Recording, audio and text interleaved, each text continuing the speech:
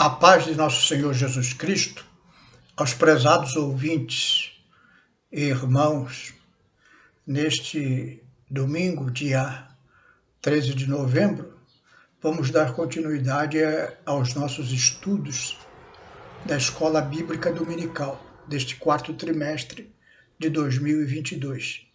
O tema do nosso estudo no trimestre é a justiça divina, a preparação do povo de Deus para os últimos dias, esses dias que estamos vivendo. E é um estudo baseado no livro do profeta Ezequiel. Na lição de hoje, lição de número 7, nós vamos falar sobre a responsabilidade individual. E para isso vamos ler o texto bíblico da nossa lição, que está lá em Ezequiel, capítulo 18, versículos 20 a 28, que diz assim a palavra de Deus: A alma que pecar, essa morrerá. O filho não levará a maldade do pai, nem o pai levará a maldade do filho. A justiça do justo ficará sobre ele, e a impiedade do ímpio cairá sobre ele. Mas se o ímpio se converter de todos os seus pecados que cometeu e guardar todos os meus estatutos, e fizer juízo e justiça, certamente viverá, não morrerá. De todas as suas transgressões que cometeu, não haverá lembrança contra ele. Pela sua justiça que praticou, viverá. Desejaria eu, de qualquer maneira, a morte do ímpio? Diz o Senhor Jeová. Não desejo, antes que se converta dos seus caminhos e viva. Mas desviando-se o justo da sua justiça e cometendo a iniquidade, fazendo conforme todas as abominações que faz o ímpio, porventura viverá? De todas as suas justiças que tiver feito, não se fará memória. Na sua transgressão com que transgrediu, e no seu pecado com que pecou, deles morrerá. Dizes, porém, o caminho do Senhor não é direito. Ouvi agora, ó casa de Israel, não é o meu caminho direito? Não são os vossos caminhos torcidos? Desviando-se o justo da sua justiça e cometendo a iniquidade, morrerá por ela. Na sua iniquidade que cometeu, morrerá. Mas convertendo-se o ímpio da sua impiedade que cometeu, e praticando o juízo e a justiça, conservará este a sua alma em vida.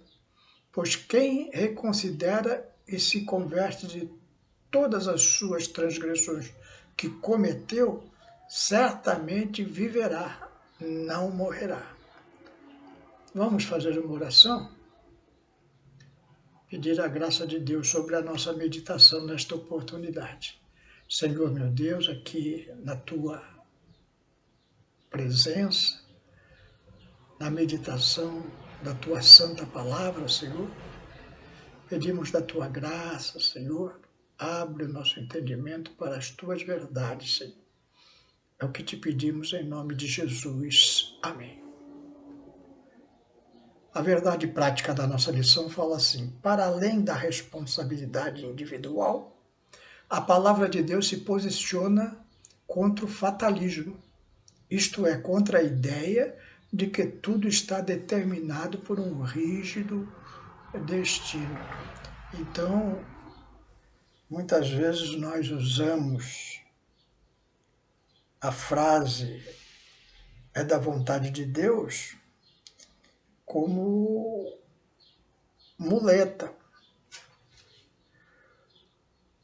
O seu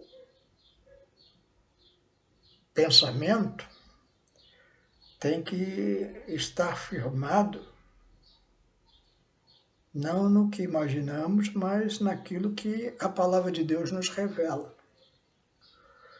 O escritor Lyle Rosister, em seu livro A Mente Esquerdista, no seu primeiro capítulo, ele fala sobre a natureza bipolar do homem. É algo muito interessante. Bipolar não no sentido que aquele que nós conhecemos hoje, da psicologia, em que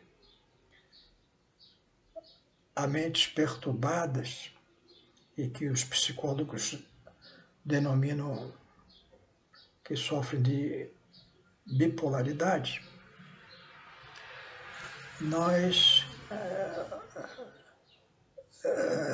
nesse livro, o Rosister, ele traz uma outra visão dessa bipolaridade, ou seja, nós temos duas responsabilidades. Uma é a responsabilidade individual, a livre escolha. Então, você, para viver, você faz as suas escolhas. E se você vivesse num mundo que não tivesse mais ninguém, só você, eu lembro aqui alguns irmãos já devem ter visto aquele filme O Náufrago, em que o personagem sofre um desastre de avião e só ele sobrevive numa ilha deserta. E ali ele decide a hora que ele quer acordar, a hora que ele quer dormir, o que ele vai comer, o que ele não vai comer, porque ele é sozinho. Então, esse é um lado da nossa personalidade. Nós somos individualistas, temos desejos, temos vontade, temos escolha. Mas existe um outro lado, por isso o termo bipolaridade. O outro lado é que nós convivemos com pessoas que têm outros pensamentos, outras necessidades, e aí nós, para sobrevivermos, criamos o que se chama responsabilidade social. Então elegemos governos, colocamos leis. Então a sua liberdade ela tem limitações, ela não pode avançar na liberdade do outro. Então algumas limitações agora são necessárias para você conviver em grupo. O esquerdista acha que a sociedade é que é responsável para prover para ele. Então a mente esquerdista, ela acha que o grupo tem que viver para prover para ele. Por isso que nós vemos tantas reivindicações sociais que muitas vezes não têm fundamento na liberdade individual. Cada um de nós é responsável pela nossa própria vida. Trabalhar, ganhar dinheiro, comer, beber, fazer as nossas escolhas, estudar ou não estudar. E aí colhemos os frutos desta nossa responsabilidade. Evidentemente que algumas coisas, como vivemos em grupo, precisamos delegar a outros alguma autoridade, como, por exemplo, as leis do trânsito,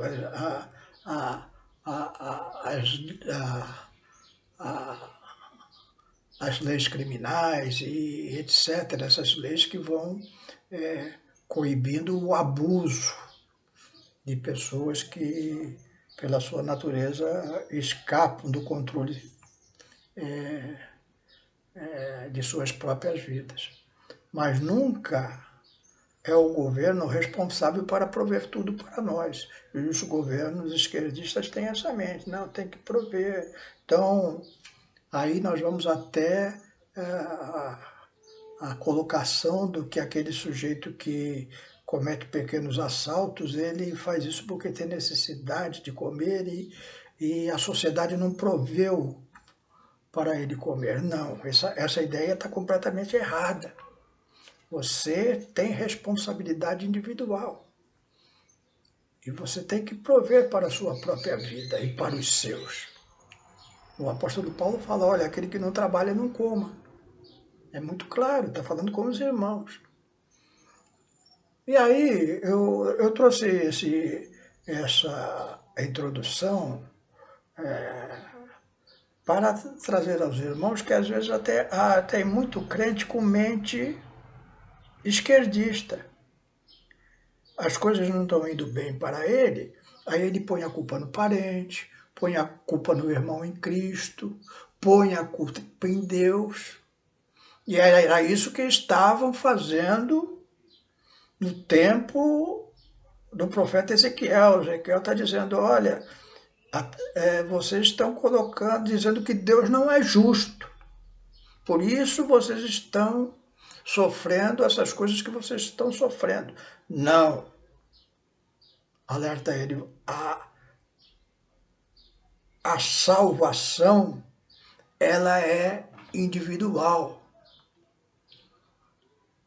Os hebreus naquela época de Ezequiel estavam usando um ditado popular que havia em Israel, mas não era uma orientação de Deus.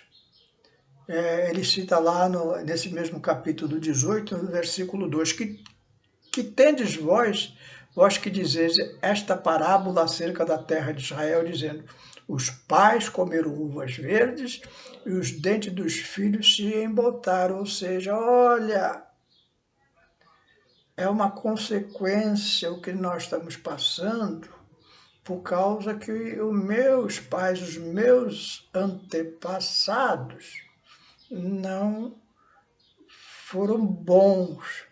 Isso é uma interpretação da Escritura errada, equivocada, de dois textos principalmente. Lá em Êxodo 20, verso 5, diz assim, não te encurvarás a elas nem os servirás, porque eu, o Senhor teu Deus, sou Deus zeloso, que visito a maldade dos pais, dos filhos até a terceira e quarta geração daqueles que me aborrecem. E também Deuteronômio 5 e 9, que diz assim, não te encurvarás a elas, nem as servirás, porque eu, o Senhor teu Deus, sou Deus zeloso, que visito a maldade dos pais sobre os filhos até a terceira e quarta geração daqueles que me aborrecem. Então, baseado numa leitura superficial, eles tiraram aquele adágio popular, olha, os pais comeram uvas verdes e os filhos que ficaram com os dentes embotados. Esqueceram tudo aquilo que está escrito nas Escrituras Sagradas. Por exemplo, Deuteronômio 24 e 16 é muito claro. Os pais não morrerão pelos filhos, nem os filhos pelos pais. Cada qual morrerá pelo seu pecado. Então, nós vemos aqui a responsabilidade é individual. Ora, então, no que se refere lá, Êxodo 20, versículo 5, por exemplo, está falando, por exemplo, da condição familiar, da educação familiar. Então, é comum, por exemplo, numa família de médicos, já estou dizendo família de médicos, por quê? Porque às vezes o pai e até a mãe é um casal de médicos, e é natural, pela convivência, pelas conversas familiares, pela educação familiar, que alguns dos filhos desta família sejam também médicos. É muito comum. Tem famílias de advogados, por exemplo. Então, o pai é advogado, a mãe é advogada, e os filhos se interessam de tanto ouvir, de tanto ter livros em casa a respeito do assunto, das conversas na hora do almoço, no jantar, ser sobre esse tema. Então os filhos eles ficam animados também para seguir a mesma profissão dos pais. É assim pais crentes. Os pais crentes geram não por herança, mas pela educação, os filhos têm grande probabilidade também de aceitarem Jesus como Salvador. Aqui em casa, a nossa família é assim até hoje, graças a Deus. Eu e a Marise somos crentes. A Marise se converteu, depois eu me converti. As nossas crianças nasceram, elas foram praticamente criadas no Evangelho, as nossas 3 filhas, a Serena, a Ariana e a Raquel. E elas cresceram dentro da igreja, ensinadas desde a escola dominical para as crianças, depois com os jovens. E ali elas foram conhecendo outros rapazes, outros jovens também, dentro da igreja, e se casaram com eles. Então, hoje nós temos 3 filhas casadas com 3 homens cristãos. Entre eles, 2 são pastores. E tenho 4 netos, 2 meninas e 2 meninos já. 3 já são moços e todos eles permanecem no Evangelho. Mas a salvação, ela não é assim em toda a família. Às vezes, algumas pessoas dentro da nossa família podem se desviar. Mas a tendência, pelas conversas em casa, pelo ensinamento, pela prática, é que os nossos filhos também, nesse sentido, é que Êxodo 25 fala, olha, você vai trazendo essas bênçãos de Deus para dentro da sua casa e os seus filhos vão ser abençoados por isso, porque você ora pelos seus filhos, você luta pelos seus netos. Espero que os meus bisnetos também sirvam ao Senhor. Então, tudo isso fica muito claro. Não significa que alguém não possa perder a salvação. E nem que porque tenham herdado a salvação dos pais. Não é verdade isso. Um dos problemas do nosso tempo, algumas doutrinas erradas que surgiram dentro da igreja nesses tempos modernos, é a chamada batalha espiritual.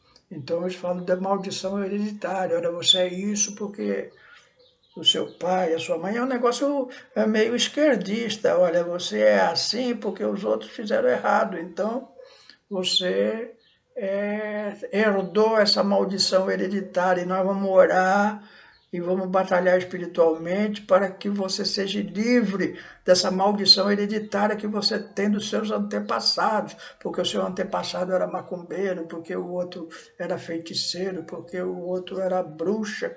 Então vamos orar para que essa maldição saia da sua família. Não, isso não tem respaldo bíblico.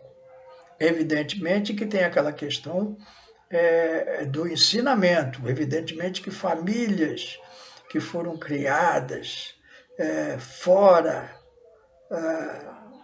do conhecimento de Deus, em práticas de outras religiões que a palavra de Deus condena, evidentemente que há a possibilidade desses familiares também seguir esses maus caminhos. Mas não significa que você, depois de ter aceitado nosso Senhor Jesus Cristo, ainda herde alguma maldição hereditária. Não, nada disso. Isso foi quebrado. Essa maldição foi quebrada.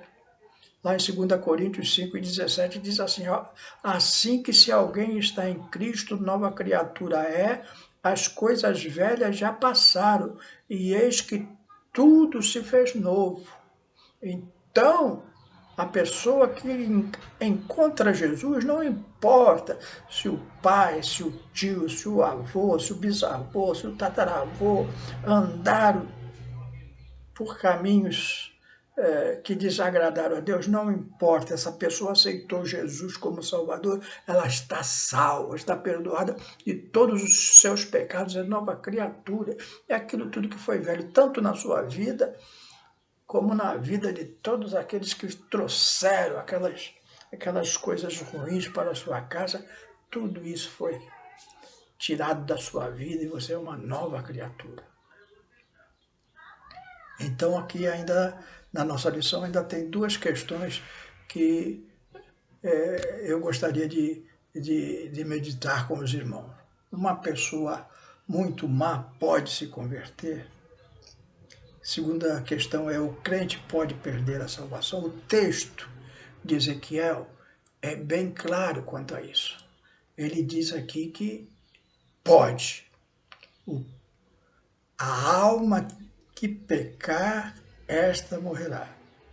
No verso 21 da nossa lição, fala assim: mas se o ímpio se converter de todos os seus pecados que cometeu e guardar todos os meus estatutos, e fizer juízo e justiça, certamente viverá e não morrerá. Então é o próprio Deus dizendo: olha, a pessoa viveu na impiedade, uma pessoa ruim, uma pessoa má, uma pessoa com passado tenebroso. Mais um dia ela teve um encontro com Jesus, entregou a sua vida a Jesus, e ali ela se tornou uma nova criatura. Deus apagou tudo que era ruim que aconteceu na sua vida e ela tem um novo nascimento. E da mesma forma, ao contrário, também é verdadeiro. No verso 24 diz assim: mas, Ezequiel 18 e 24, agora daqui na nossa lição, mas desviando-se o justo da sua justiça, ou seja, o crente, e cometendo a iniquidade, ou seja, pecando,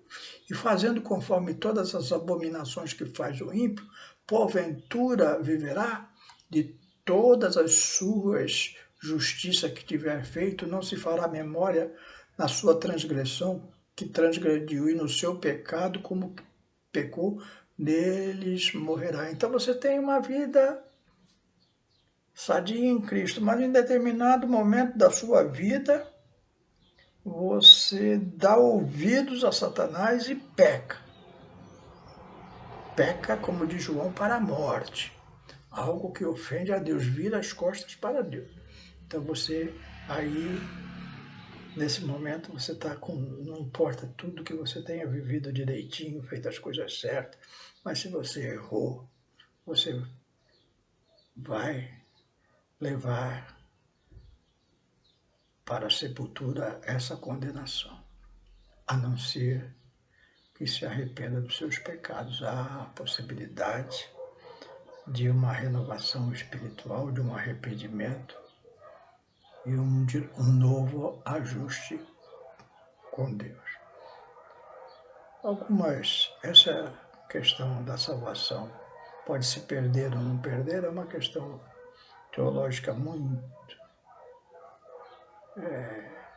discutida por séculos, mas no meu entendimento, essas palavras de Ezequiel aqui nesse capítulo 18 deixam muito claro. A pessoa é terrível, ímpia, mas se converte, vai morar no céu.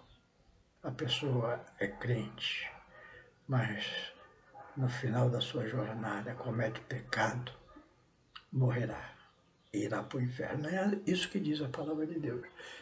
E não há nada hereditário. Olha, a igreja, eu estou indo para o inferno porque a minha igreja é má. Não. Era o que o povo de Israel estava falando aos nossos pais. E é por isso que nós estamos nessa situação, e é por isso que nós não seguimos mais a Deus.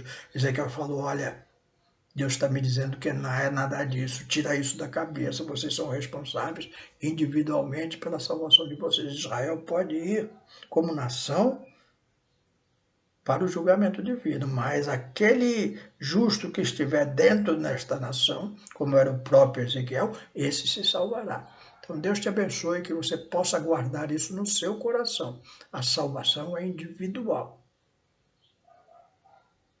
E Deus vai te abençoar para que você mantenha sempre aquilo que você recebeu de Deus. E se você que está escutando esta palavra, porventura, se sinta um pecador, cometeu várias abominações, fique sabendo que Jesus morreu na cruz pelo seu pecado e que você pode ter um novo nascimento e ser uma nova criatura e se esquecer de todas essas abominações. Que Deus te abençoe. Amém? Vamos orar para terminar, e se você ainda não se sente um salvo, dobre os seus joelhos aí na sua casa mesmo e clame ao Senhor por misericórdia.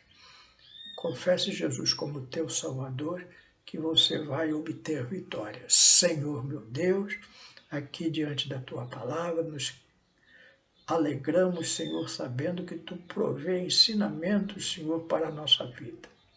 Dada a tua graça, a tua igreja, para que possamos continuar firmes, Senhor, diante de ti, até aquele dia em que tu vens buscar a tua igreja, ou nos encontrarmos contigo. Abençoa aquele, Senhor, que se sente um pecador, usa da tua misericórdia com ele, Senhor, para que ele possa se converter dos seus maus caminhos e alcançar a tua salvação através do sangue de nosso Senhor e Salvador Jesus Cristo. Amém. Que Deus abençoe a todos.